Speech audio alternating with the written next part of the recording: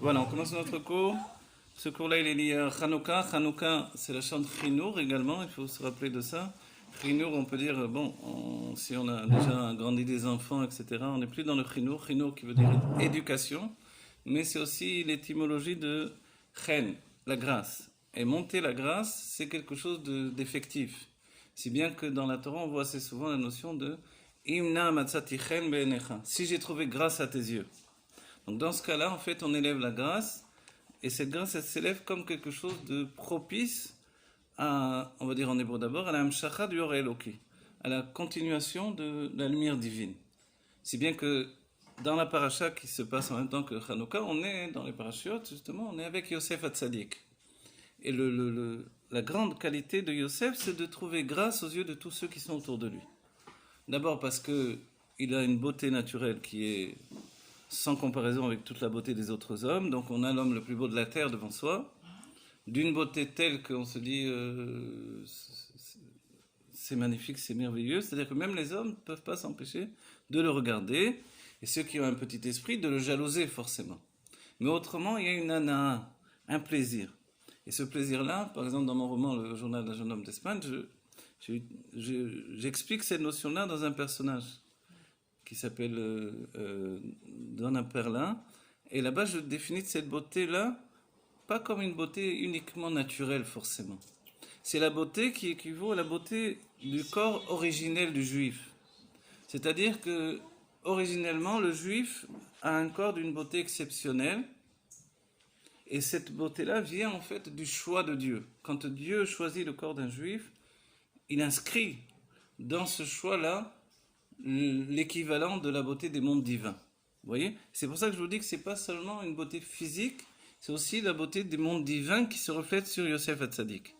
Si bien que quand il arrive au monde, Yaakov a plus peur de Esav. C'est pas juste une peur évidemment physique, puisque Yaakov était très fort, comme on l'a vu avec l'épisode du puits, mais c'était une confiance dans toute la structure, dans tout l'édifice spirituel de Yosef. Et ça, cette confiance dans une beauté spirituelle qui est le propre du Yesod. Donc le Yesod, vous savez que chacun des Avot, il y a une sphira, même s'ils dépassent totalement tout ça, puisqu'ils viennent de niveaux bien bien plus haut. Dans Adam Arishon, Abraham, il est le côté droit, c'est-à-dire la main droite, la main gauche c'est Yitzhak, et le corps, en fait, l'essentiel du corps, le tronc, ici, avec la poitrine, le chazé en hébreu. Alors ça, c'est Yaakov Avinu. Et c'est comme les trois mains d'un homme, comme on dit, la main droite, Yada Gdola, la main droite, Yada Chazaka, la main forte, c'est la main gauche, et Yada Gdola, la grande main, c'est celle du milieu. En quoi on est une main, donc les sages ont dit, on peut soulever d'une main droite, ce qui est une chose que j'ai l'habitude de peser, de sous-peser dans mes forces physiques. La main gauche, c'est quand vraiment il faut faire un effort beaucoup plus grand, donc il faut deux mains.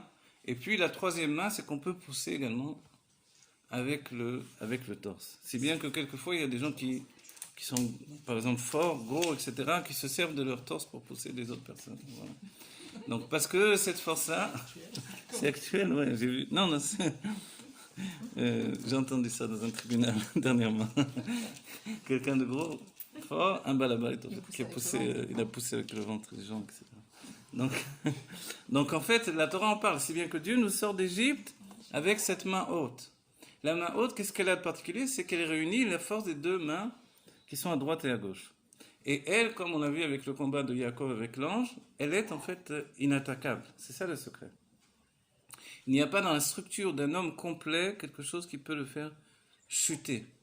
Si c'est un homme de Torah, s'il est relié au monde divin, il n'y a rien en lui qui peut le faire chuter. Si ce n'est le fait qu'il est quand même dépendant du monde et qu'il a quand même besoin d'argent pour s'installer dans le monde, et que ceux qui étudient la Torah ont quand même besoin de l'argent de ceux qui travaillent. Ça s'appelle Tompré, ceux qui sont, je ne sais plus comment dire en français. Qui Voilà, ceux qui soutiennent en fait les étudiants en Torah. Donc, comme on est dépendant de ceux qui soutiennent les étudiants en Torah, forcément il y a une faille ici dans ce niveau-là. C'est une dépendance dans le monde naturel qui occasionne une faille, et c'est là où le malach, l'ange, a frappé Yaakov, dans la jambe gauche, vous voyez? dans la jambe gauche, et le Zohar, un Zohar sur ce sujet-là, dira que ceux qui vont donner, finalement, ils vont subir également les conséquences du fait que l'ange a frappé Yaakov à cet endroit-là, donc c'est dans le Hod. Hod, c'est la Tmimout. C'est-à-dire celui qui est dans la Torah uniquement, il est candide par rapport au monde. Les gens qui sont dans le monde, ils ont un côté un peu voyou, un peu bandit dans la vie quotidienne, on va dire au moins. Peut-être pas dans la haute classe, mais dans la classe moyenne ou petite ou basse, forcément, il y a un côté voyou, etc. Et celui qui est dans la Torah, forcément, il n'a pas cette approche des choses, il n'a pas l'esprit tordu pour... voilà. Donc en fait, il est un peu à la merci de ce monde où il se trouve. Et là, c'est le Hod. Le Hod, c'est l'innocence qui est dans l'être. Ce qui lui confère également le fait d'être Retzini, dira le Rabbi Rachab. Retzini, c'est d'être sérieux. Je fais quelque chose, je le fais sérieusement. Vous voyez? Ça, c'est une notion. Et le Rabbi Rachab, où on l'a à la naissance, où c'est très difficile de l'obtenir. D'être sérieux dans son âme. C'est-à-dire, quand je fais quelque chose, je le fais bien. Vous voyez? Je sais pas, n'importe quoi ça peut être. C'est-à-dire, je passe un coup de peinture sur un mur, je vais essayer de bien faire. Je fais un plat de cuisine, je vais essayer de bien faire. J'étudie, je ne vais pas dire, bon, les gars, j'ai en vitesse, ça y est, j'ai fini. Non, j'essaie de bien le faire, etc., etc. Dans tout ce que je fais, je vais me mettre complètement. Et on dit que c'est une caractéristique tellement puissante qui est reliée au peuple juif, donc dans ceux qui s'engagent pour révéler l'âme divine, que finalement, on est inscrit dans cette ligne de travail-là. Qu'est-ce que ça veut dire? Ça veut dire que quand on fait quelque chose, on a du mal à s'en sortir pour faire autre chose. D'abord, on ne veut pas tellement s'investir dans cette chose-là, parce qu'on sait qu'on va devoir y fournir des forces très grandes, et une fois qu'on s'y met, on a du mal à s'en sortir, comme l'exemple qui est donné dans la Torah. Quand les Juifs, c'est une sikha du Rabbi, vous vous rappelez, les Juifs sont sortis d'Égypte, sont arrivés devant la mer, et qu'il leur a été dit de ramasser des trésors pour le Mishkan, etc., ils ont tous été ramasser les trésors de la mer, qui étaient plus nombreux encore que les trésors qu'ils ont sortis d'Égypte. C'est à un tel degré qu'ensuite, ils ne s'arrêtaient plus de ramasser. Oui, c'est normal, en fait. C'est normal, on le ressent normalement. Évidemment, quand on commence à ramasser, imaginez des diamants, de l'or, des bijoux, Ah ben, on ne s'arrête pas, pourquoi je vais m'arrêter? Si bien que mon chien dit, hey, stop, ça suffit, il faut qu'on aille à Matan Torah, là, qu'est-ce que vous faites? Mais pensez bien qu'on était juste après l'épisode de la traversée de la mer, où il y a eu tout le côté spirituel, où on a vu que Enon Milevado, ça aussi, tant pis. Enon Milevado, il n'y a rien d'autre que Dieu. C'est-à-dire, c'est pas tout juste de le dire dans la météo, de le comprendre. Mais eux, ça a été dans la Maout, ils l'ont vu. Alors, comme Dieu n'a pas de corps, il n'a pas d'image de corps, donc ils n'ont pas vu ni un corps, ni une image de corps. Ils ont vu que tout était Dieu uniquement. Cette notion-là, c'est accéder au Da'at Elyon, à la conscience supérieure, où tout est Dieu, et d'une autre, on va dire, immédiatement, ça occasionne que Kula Kamek Elo Chashiv. Traduction, tout est sans aucune importance. Rien n'a d'importance en fait. Donc comment ça se fait qu'ils se sont jetés sur les bijoux? Ça ne pouvait pas être à ce moment-là un désir d'avoir des biens matériels, puisque tout était clairement établi comme sans importance. Donc en fait, c'était le désir de faire la mitzvah. Sachant que j'ai besoin de matériaux pour le Mishkan, alors, Raïta Shifra Layam Ashelo Ra Gadol Anevim ou Yecheskel Ben Bouzi, la servante, donc la servante c'est une image pour dire la plus éloignée du spectacle de la contemplation du divin, elle a vu quand même ce que n'a pas vu même Moshe Rabbeinu. Auparavant, puisque Moshe à ce moment-là a vu également lui aussi. Ils étaient tous tzadikim quand ils sont sortis d'Égypte, c'est ce qui leur a permis de sortir. Ceux qui ne sont pas sortis n'étaient pas tzadikim, mais le Hari et le Zohar diront que toutes les âmes juives sont sorties. Tous les corps ne sont pas sortis, c'est vrai, mais toutes les âmes sont sorties. C'est la raison pour laquelle on n'a pas tellement dans les Mefarshim, les commentateurs, décrit, on devrait avoir normalement. Ça a été un massacre en Égypte, on ne parle pas du massacre de l'Égypte. Un 5e ou un 50e, alors là, bon, en tout cas une goutte dans l'océan est sortie du peuple juif. Et les autres, c'était rien alors? C'est de la poubelle? On n'en parle pas? Non, en fait, la réponse c'est que, en fait, toutes les âmes sont sorties, inclus dans les corps de ceux qui sortaient, et il y a eu effectivement 600 000 âmes au don de la Torah, qui étaient des âmes générales, desquelles vont sortir toutes les autres âmes ensuite. Une âme générale entraîne, ce que dit le Rabbi dans Inyan Shel Torah Chassidut, entraîne une étincelle qui est une âme à part entière, et une autre étincelle, une autre étincelle. En fait, jusqu'à 600 000 étincelles à partir d'une seule âme des 600 000. Donc ainsi de suite, jusqu'à voir tous les âmes du peuple juif. Donc nous, on est déjà des étincelles, des étincelles, des étincelles, d'étincelles, d'étincelles. Comme on dit souvent dans la Chassidut, le talon du talon du talon du Mashiach. Voilà. Donc en fait, c'est extraordinaire. Le peuple juif, c'est une histoire d'âmes, mais des âmes dans des corps choisis. Donc les autres corps n'étaient pas des corps choisis. Et le travail dans le chomer et dans le matériau de l'Égypte, c'est-à-dire les briques qui ont été faites avec de la terre, comme le premier homme qui est fait avec de la terre, a priori. Voyez, on y rajoute du teven, on y rajoute de la paille, pour bien savoir qu'on fait on est comme une paille qui vole au vent, on n'est rien du tout. Rien n'est sans importance par rapport à l'existence de Dieu. Et on rajoute de l'eau, parce que En Maïm et la Torah, sans eau, sans Torah, il n'y a rien du tout. Dans ce cas-là, on fait une brique, et cette brique, elle apparaît comme une pierre. Et la pierre, c'est le mot, et le mot, c'est l'essentiel, en fait, du dévoilement divin. Autour de nous, dès que se dévoile, dès que Dieu dessine nos yeux, alors on voit des lettres qui entourent et qui font toute la création, comme il est dit dans Shara Yichud Ve'emuna. Quand on voit le ciel, il est écrit Shamaim, Aretz, en fait, la terre, c'est un mot, et les arbres, c'est à chaque fois un mot, Etz, etc. Chaque chose selon son nom. C'est la définition de ce que a fait Adam Arishon. Il a donné des noms à chaque élément vivant, chaque créature existante. Et en fait, c'est de dire le nom tel qu'il apparaît spirituellement. Et lui, il le dit du moment où il s'est habillé dans le corps matériel, il le concrétise dans la matière. Vous voyez ? Donc en fait, il a fait la passation, si on peut dire, d'un monde spirituel à un monde matériel. On parle bien du premier homme, il n'y avait pas d'autres hommes, il n'y avait qu'un seul homme, qui lui est un homme spirituel qui va rentrer dans la conscience du monde matériel et qui va, avec sa femme, enfanter, etc. toutes les créatures du monde. Voilà, il faut boire un verre d'eau. Que Dieu bénisse chacune en particulier, donne une refouach shlema à Elisheva Bat Sarah et à tous ceux... Et sa maman et toute sa famille.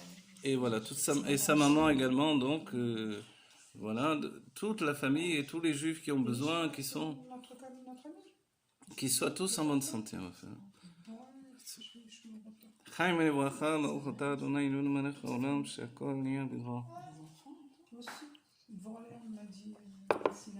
Voilà, donc on a mis les dédicaces en deuxième lieu, bien sûr toutes les dédicaces que je dis d'habitude, comme ça, moi des fois ça m'énerve.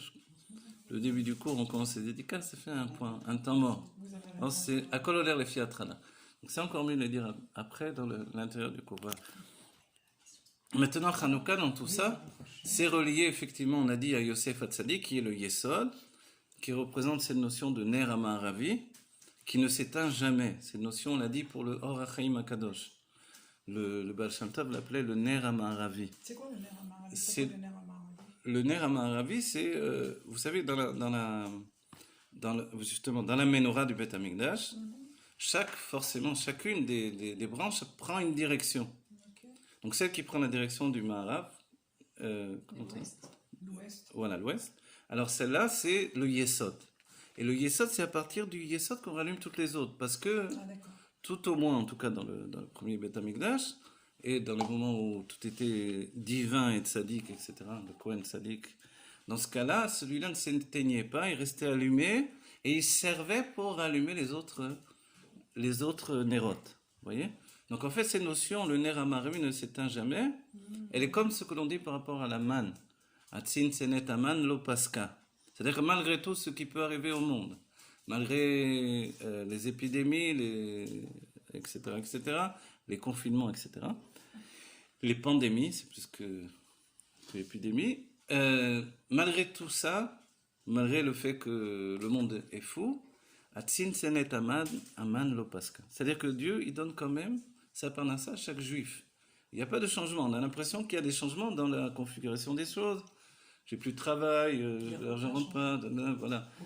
Voilà. Mais en fait, par rapport à ce qui est prévu par Dieu, peu importe la main qu'il te donne, que ce soit la main du patron ou la main d'un autre.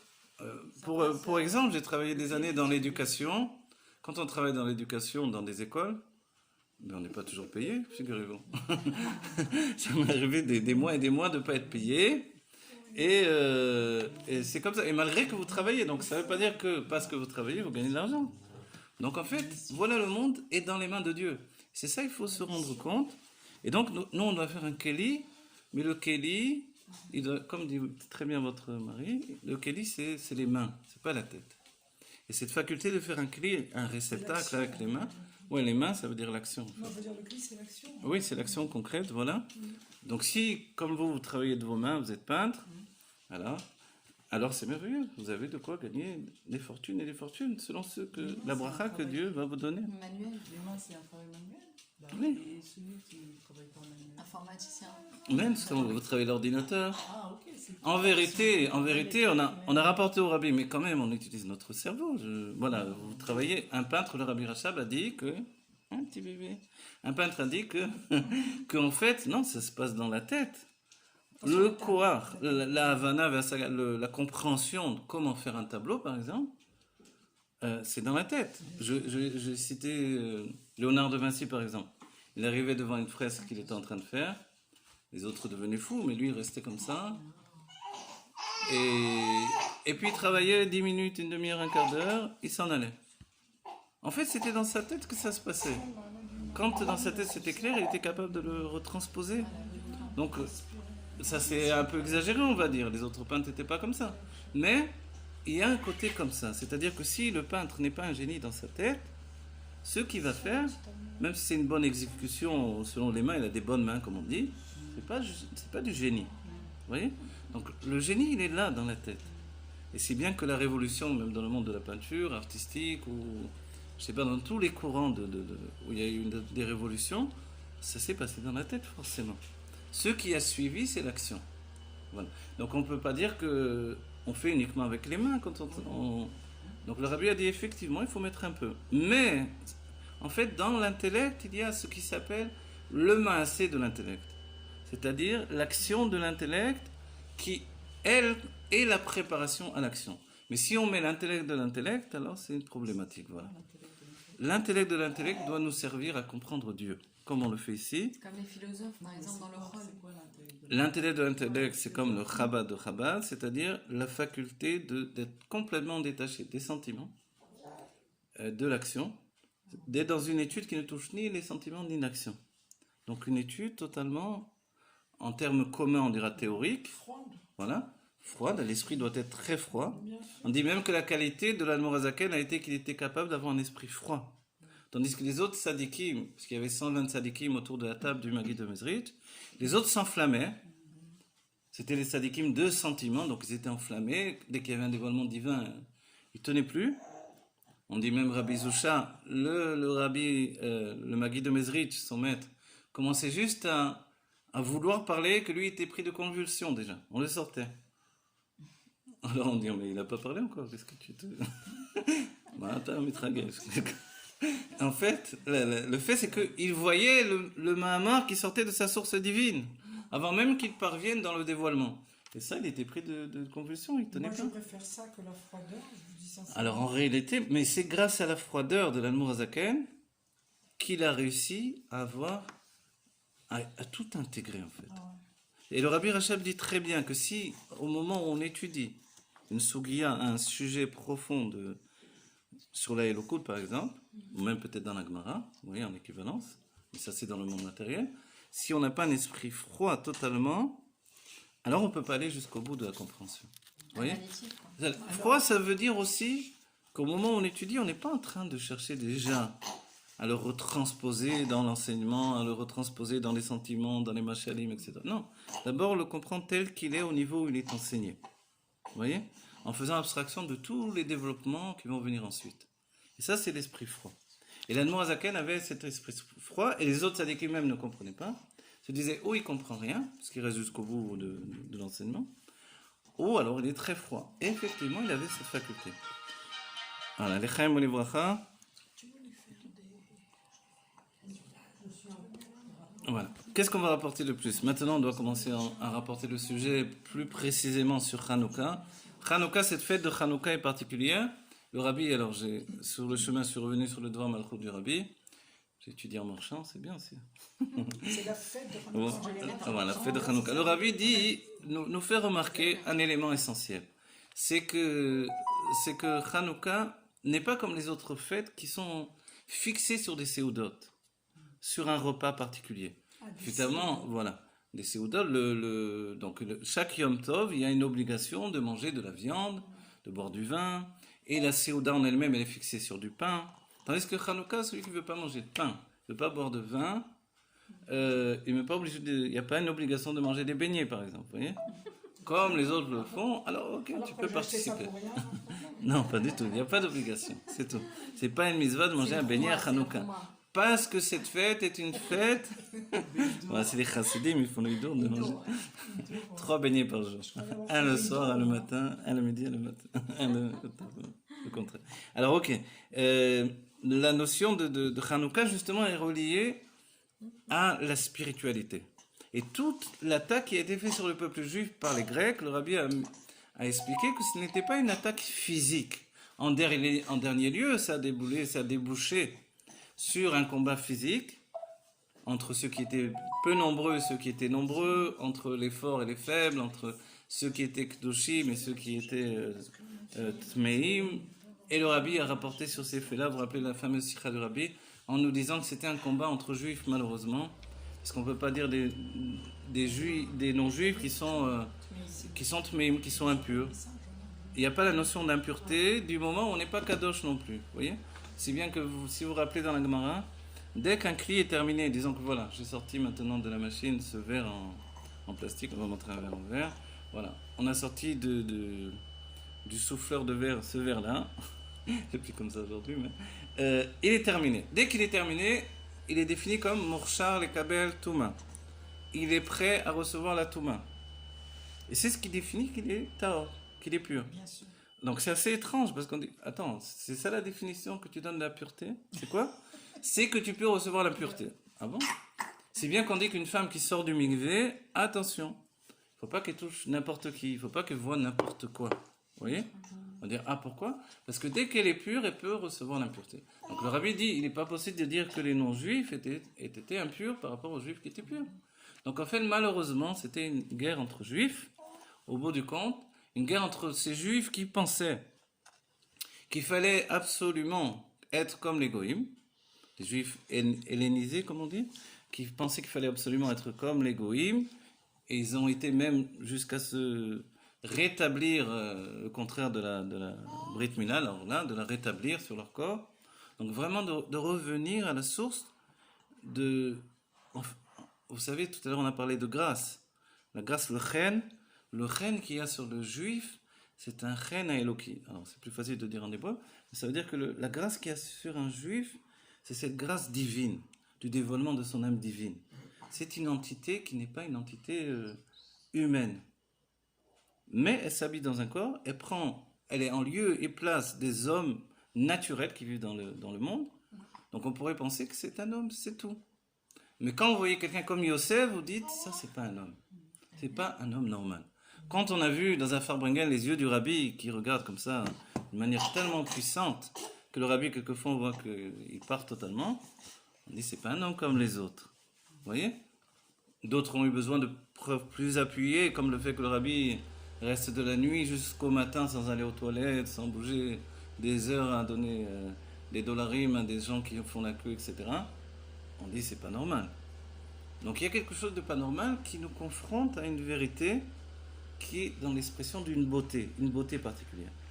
Et le Rabbi a dit quelquefois, sur les sujets reliés au mikvé de la femme, et même à la kashrut, le Rabbi a dit quand est-ce qu'on comprendra que la beauté, ça fait aussi partie de la kashrut. Vous voyez? C'est que la beauté d'un mikvé fait aussi partie du ta'alir, de l'institution, voilà, de la kashrut et même de la pureté de l'endroit. C'est-à-dire qu'on ne peut pas avoir un mikvé à la panim pour une femme. S'il y a une seule femme qui vient et qui dit « Ah, c'est ça, elle s'en va », alors le mikvé, c'est comme s'il n'est pas caché, en fait. Vous voyez? Ça, c'est l'état d'esprit du Rabbi. Donc, il faut vraiment que ça soit un endroit de luxe. Voilà, il doit être beau. Ouais. Nous, on est obligé d'être. Nous aussi, on est obligé d'être beau. Maintenant, alors, on a fait souvent des cours sur ce sujet-là. Deux sortes de beauté. La beauté absolu qui vient, on va dire, comme les mains de Dieu. Évidemment, Dieu n'a pas de mains. Alors, c'est quoi l'idée de nous dire Dieu a fait Adam Arishon avec ses mains, donc c'était l'homme le plus beau de la terre, et tous les autres par rapport à lui sont comme des singes dans la parasite. Voilà la représentation. Donc, qu'est-ce que c'est cette beauté-là qui vient des mains? C'est quoi les mains? Alors, c'est vrai que l'Ari nous dit qu'il avait des ongles. Son corps était fait d'ongles, et non pas un corps physique de chair comme ça. Et encore, on parle de l'ongle du corps de Adam Arishon dans un degré déjà en relation avec la matière. Donc évidemment, dans les mondes divins, il n'y avait pas d'ongle, il n'y avait rien. Et il était essentiellement sa tête dans le monde de Bria, le corps dans le monde de Yetzira, et les pieds dans le monde de Asiya. Donc peut-être dans la considération de ce qui va être le monde de Asiya matériel, alors il y a cette notion d'un corps fait d'ongles. Vous voyez? Donc c'est-à-dire que, de la même manière que les ongles sont transparents, son corps était transparent et laissait briller son âme divine. Si bien que chez Avraham Avinu, on disait que le chidouche d'Avraham Avinu, c'est que son âme, comme il est une âme de chesed, de générosité, la générosité c'est l'expansion. C'est bien, j'ai trouvé un mot que je n'ai jamais utilisé. Donc, cette âme qui se projette, en fait, c'était ça ce qu'on voyait chez Avraham Avinu. Les gens, quand ils voyaient Avraham, les gens de l'époque qui étaient habitués à faire Avodah Zarah, automatiquement, ils se prosternaient par terre. Parce que ils voyaient un être divin, ils ne voyaient pas un être normal. Parce qu'il était en projection de son âme divine. C'est bien qu'on le voyait lui, mais on voyait son âme aussi qui se projetait à l'extérieur. On en a actuellement en Israël? Est-ce qu'on a aujourd'hui des tzadikim de ce genre-là? Il est évident que non. S'ils y sont, ils sont bien cachés. Vous voyez? S'il y a encore 36 tzadikim dans le monde pour protéger le monde, ils sont extrêmement cachés. Autrement, s'il y a plus de 36 tzadikim, c'est nous qui protégeons le monde aujourd'hui.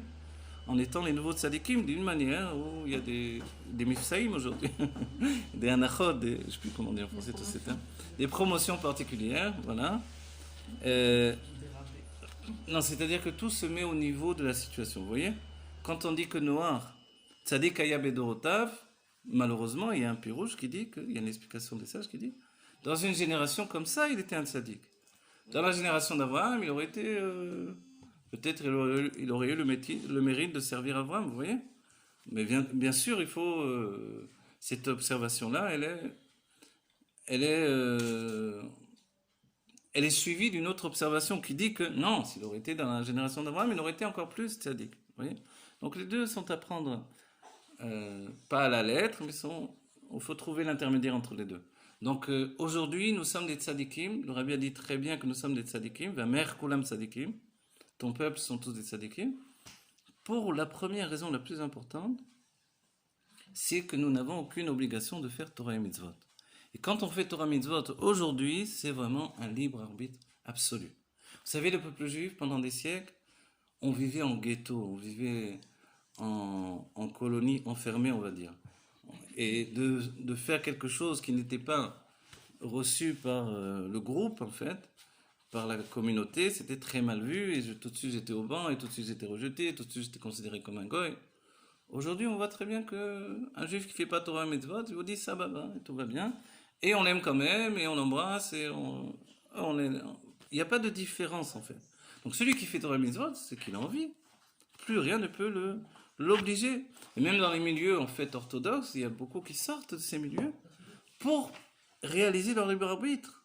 C'est-à-dire qu'en réalité, ils ont besoin d'y venir par eux-mêmes. C'est ça ce qui est le plus important. C'est-à-dire, rien ne t'oblige à faire Torah et Mitzvot. Qu'est-ce qu'il y a? Il y a un Sanhedrin. Tout ça, c'est parce qu'il n'y a pas le Sanhedrin qui est rétabli.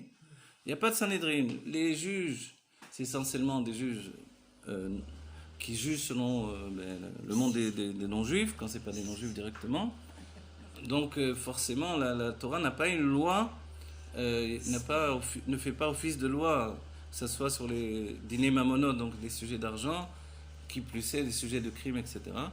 Donc même un rabbin, même un dayan, il est obligé de se présenter devant un juge qui a étudié le quart de ce qu'il a étudié, malheureusement. Vous voyez? C'est affreux quand on y pense. Un dayan qui a étudié 10 ans et qui toute sa vie dans la Torah, s'il a un problème avec son voisin, il est obligé de se présenter devant un juge qui lui n'a pas étudié le quart de ce qu'il a étudié. Vous voyez? Mais voilà la situation. Donc c'est l'exil dans l'exil, mais on doit s'en sortir. Et pour s'en sortir, il faut activer notre libre arbitre. Aujourd'hui, nous sommes dans un monde où jamais le libre arbitre n'a été aussi important. Le libre arbitre, c'est aussi prendre position. Prendre position sur mes choix. J'ai choisi de m'engager de cette manière-là. J'ai choisi d'être moi-même jusqu'au bout. Il faut être moi-même jusqu'au bout. Et ça, chacun doit le faire et on est tous confrontés à cette situation-là. Si un enfant il est religieux, tu t'appliques à ses parents. Alors, on en parle dans la Chassidoute, ça s'appelle, ces notions-là, c'est que il fait Torah et mitzvot, pas parce qu'il a envie de le faire, mais parce que ses parents l'ont obligé à le faire. Si bien qu'à un moment ou à un autre, les rabbis m'en ont parlé, il doit lui-même faire ce propre choix. Et c'est pour ça que quelquefois, dans les familles les plus religieuses, il y en a un qui laisse tout tomber. Ça ne veut pas dire qu'il ne va pas revenir. Ça ne veut pas dire qu'il ne va jamais mettre les tefilines, ni faire les mitzvot, etc. Mais ça veut dire que lui-même, il doit arriver à ce choix-là. Et que c'est tellement important que, quelquefois, il faut se retirer, s'éloigner pour pouvoir revenir de tout son être. Vous voyez ? Et ça, c'est douloureux, évidemment, pour les parents qui ont tout fait pour que les enfants suivent le chemin de Torah et mitzvot. Mais dans tous les groupes orthodoxes, il y a toujours eu des enfants qui sont partis. À notre époque spécifiquement. Et comme, justement, aujourd'hui, on doit comprendre qu'on n'est plus là pour rejeter un enfant qui a mal tourné. Et c'est pas parce qu'il est pas religieux à mes yeux qu'en fait, il n'a pas une âme divine. Et c'est pas pour autant qu'il est moins juif que moi, etc., etc. Il n'y a aucune, en fait, sortie du judaïsme. Il y a juste des choix que l'on actionne et que l'on met en place. Vous voyez ? Moi, j'avais un ami qui est sorti de la yeshiva pour aller étudier la peinture. Et ensuite, il est revenu à son cycle de Torah et Mitzvot, étudier tous les jours, etc., et de prière minyan, etc. Ou même s'il prie tout seul, peu importe, mais quoi qu'il en soit, il est religieux. Même si entre les deux, il y a eu un moment où il est parti étudier la peinture, ça veut dire faire du nu également. Vous voyez ? Donc des choses qui forcément sont interdites dans la Torah. Donc chacun fait ses choix, ça fait mal, c'est douloureux, on s'éloigne de Dieu, on met des voiles entre nous et Dieu, et ensuite il faut générer une force de briser tous ces voiles, toutes ces carapaces, tout ce qui me sépare, pour revenir. Mais Dieu ne se retire jamais puisqu'il est tout. Donc en fait cette notion de retour à Dieu, ce n'est qu'un retour à moi-même, le retour à mon âme divine. Mais il faut signaler que tant que l'âme est en mouvement, elle occasionne justement une beauté particulière, une vivacité, une grâce particulière. Quand l'âme finit par s'endormir, alors elle occasionne justement qu'il y a un affaiblissement de cette beauté-là. C'est bien que le corps, lui, il porte une lumière qu'on peut voir avec les yeux, et plus on travaille de soi-même, plus on voit cette lumière qui brille sur les êtres, etc. Et quelquefois le contraire. Moi, je me rappelle une fois, on m'a souvent envoyé des élèves, souvent même des kabbalistes, ou quelquefois des chassidim, m'envoyaient des élèves, donc on parle des hommes évidemment, et pour étudier, des gens qui voulaient, comme on savait que j'avais étudié la Kabbalah, que j'étais en shlichut chez les kabbalistes, donc on m'envoyait des gens qui voulaient également, en plus de la chassidoute, connaître la Kabbalah. Et quelquefois, on m'a envoyé un élève, et je me rappelle que dès qu'il est rentré, j'ai été choqué. Choqué par ce qui se dégageait de lui, qui était le contraire de la pureté en fait. Il n'empêche qu'ensuite il s'est approfondi, ensuite il s'est investi totalement dans la chassidoute, et grâce à la chassidoute Chabad qui aborde le sujet de la Kabbalah et qui est un langage de Kabbalah, alors il a pu totalement s'investir et puis il s'est transformé également. C'est-à-dire il s'est purifié. La purification, quand on est habitué, on la voit. C'est bien qu'il y a même une histoire de Rabbi où à Pessah, juste avant Pessah, il y avait dans une Idvado, le Rabbi Rachab avait son fils à côté de lui et il lui a demandé qui c'est ce jeune homme là-bas. Le fils du Rabbi Rachab. Alors, le Rabbi Rachab a dit à son fils, le Rabbi Rayat, qui n'était pas encore Rabbi, donc, il a dit qui est ce jeune homme là-bas. Et le Rabbi Rayat a dit que c'était un nouvel élève et qu'il venait d'arriver, etc. Et le Rabbi Rachab a demandé qu'on lui fasse un seder spécial. C'est-à-dire qu'il devait, avant d'arriver à Pessah, et même le jour de Pessah, apprendre des mamarim par cœur et faire un travail. Ils ont dit, mettez-lui à fond. C'est-à-dire qu'il n'avait plus le temps de rien, plus le temps de réfléchir, plus rien. Et quand ils sont arrivés au moment du seder de Pessah et au jour de Pessah, le Rabbi Rachab a regardé le garçon et il a dit à son fils, regarde maintenant, il a un visage d'homme. On a on a fait quelque chose, on a fait un homme qui va donner, qui va enfanter des hommes pour des générations, des générations. Et ça, ce travail-là, on ne s'en rend pas compte, c'est que quelquefois dans notre vie, on peut ne pas se rendre compte et on se détourne de la Torah. Pas qu'on s'en détourne béguilouille en fait, c'est pas dévoilé. Après oui, j'étudie la Torah toujours, voilà. Mais on n'a pas le désir de donner de l'intensité. Pourquoi? Parce qu'il y a tellement de choses autour qui nous attrapent, qui nous attirent, qui nous prennent. Et quand en fait on retrouve le goût de la Torah, notre âme elle recommence à briller. Et c'est ça allumer les lumières de Hanouka, c'est ça allumer les lumières de la menorah du Beth Amikdash. C'est prendre des juifs, soit qu'ils ont chuté dans les Amkei Klipot, dans la profondeur des écorces d'impureté. Donc l'écorce, c'est un mot, ça fait bizarre, mais ils sont tombés dans l'impureté. Et le Kohen Gadol va les remonter parce qu'il est associé à ces âmes-là. C'est bien qu'on dit que si quelqu'un a tué un juif a tué un autre juif, c'est le Kohen Gadol qui est responsable de ça. Et le Kohen il peut dire, mais je ne connais même pas ce juif, quel rapport avec moi? Mais bien sûr tu le connais. C'est toi qui aurais dû le sortir des forces du mal et le mettre dans les ailes de la Shrina. À cause de toi, voilà ce qui est arrivé.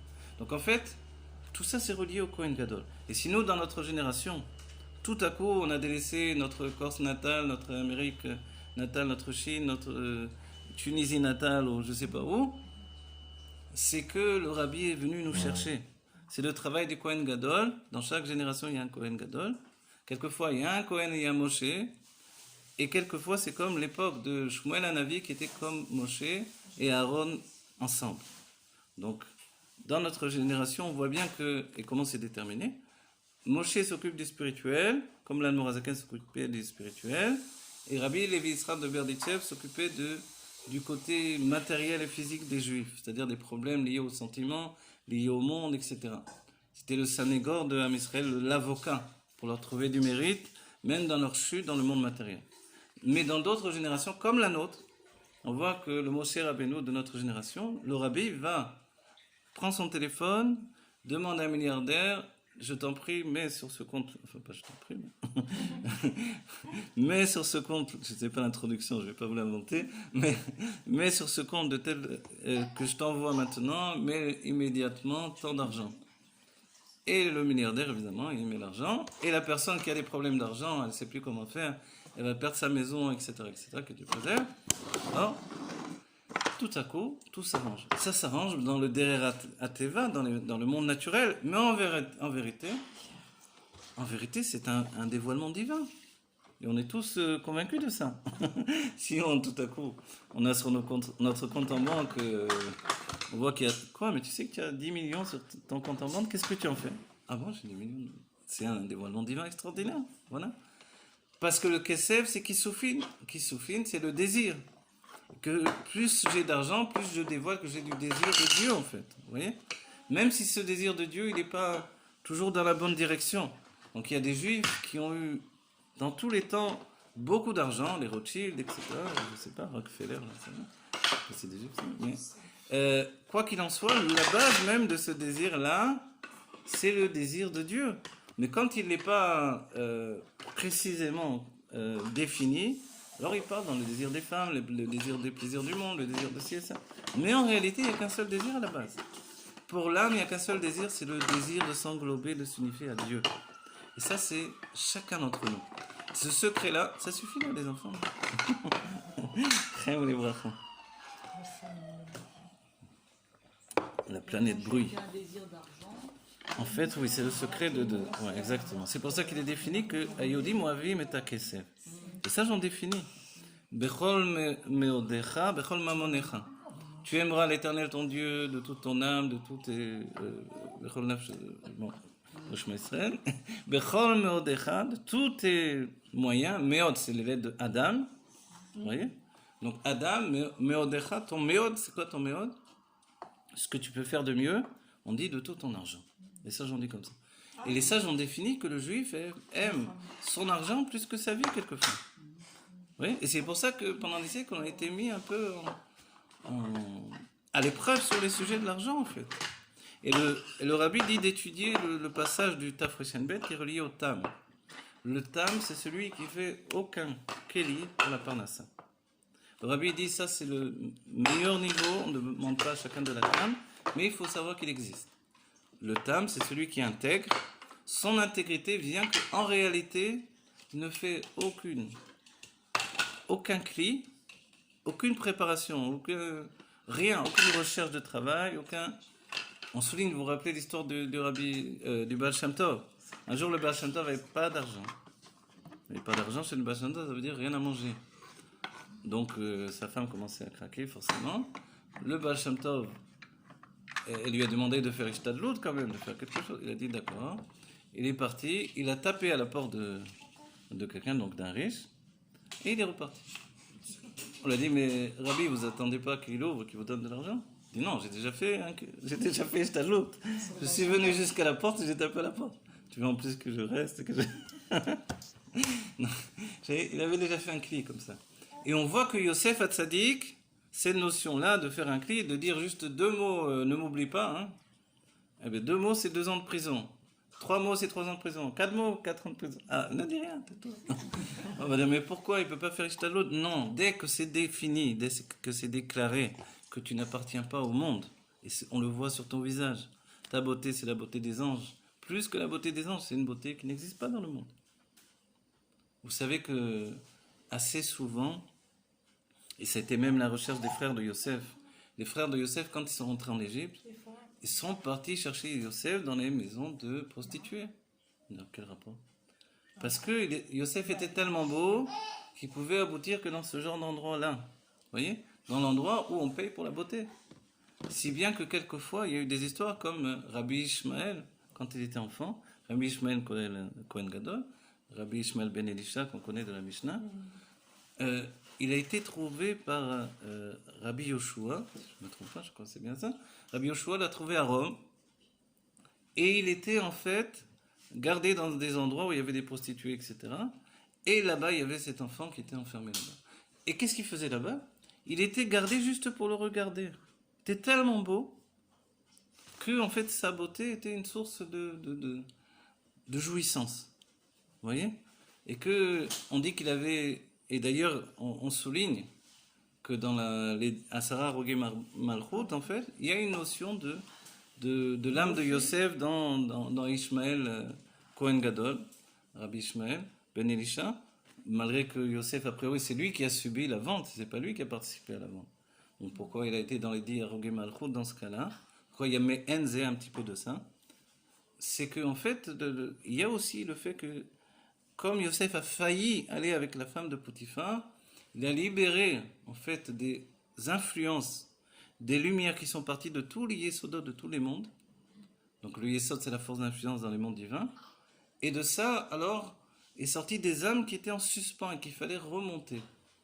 Et pour les remonter, ces âmes dans leur source spirituelle, donc ces explications du Zohar et du Hari HaKadosh, il fallait les dire au Gay Malchut, c'est-à-dire, on doit penser non pas en corps, en souffrance humaine, etc. Là, on doit penser en énergie divine. C'est-à-dire, qu'est-ce qui fait monter une énergie aussi puissamment que ça pour établir que des lumières qui se sont échappées, des âmes qui se sont échappées de leur source et qui n'étaient pas liées au monde matériel, se soient retrouvées en suspens? Alors, il faut dégager une énergie des âmes extraordinaire. Et pour ça, il a fallu consumer le corps, en fait, des 10 Arogé Malchut. Je vous le dis de cette manière-là pour mieux le comprendre. Les 10